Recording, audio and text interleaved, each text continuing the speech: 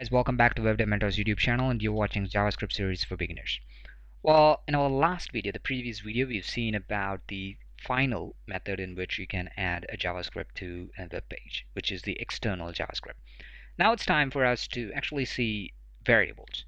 Now, we've been using this, which is a string, in our alert message. Now, I don't want to actually add the string directly, which is hard coding the string directly in my alert function.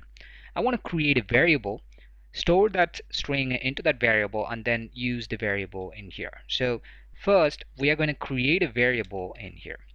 Now, there is a keyword in JavaScript named as var, var, which is variable, and you can name your variable in various different ways. I'm just going to use like alert message.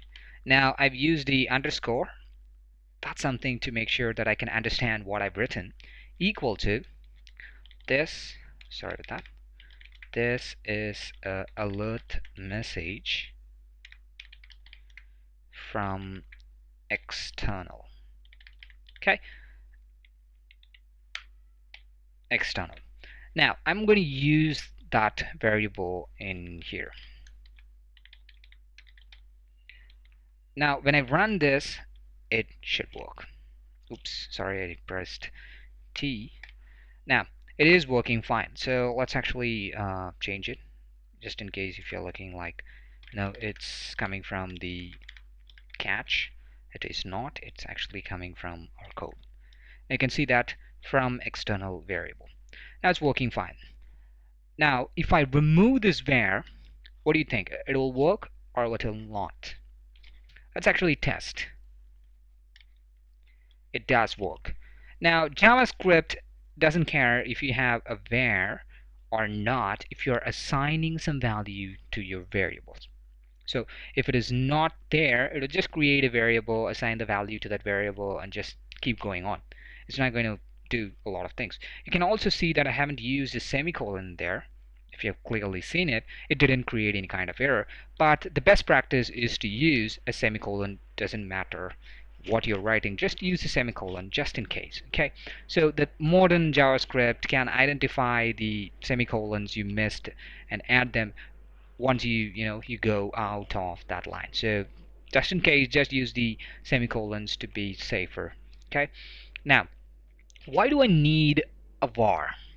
So the first thing that I have to show you is that if I use this alert underscore message semicolon and run my or reload my page, I'm not going to get anything because there is an error. Okay, so how to spot errors in JavaScript? Let's see that. I'll be taking a different video for this as well, but this is here. Uncaught reference error alert message is not defined. So in order to define a new variable, you have to use var variable. Now if I refresh, you can see that it's working fine and I'm not getting any kind of errors. So that is what happens. So if you're not defining any variable and if you're assigning them directly using an assignment operator equal to, then you can go ahead use the var. But there's one more catch. What if you're using a global variable? Now if you're using a variable within a function and you want it to be a local variable for that function, then you have to use var, which means that it creates a new variable for that particular function, a local variable for that function, and doesn't take up the global variable. So if you have already created an alert message in here, so this is a global variable, you create a function after that. Now writing functions is something different. We'll be seeing that later on in the series. Now inside that function, you're creating another variable alert message that is called as a local variable, and if you use the alert message inside that function, the scope of that variable will be local, so it will take up the values from the local variable.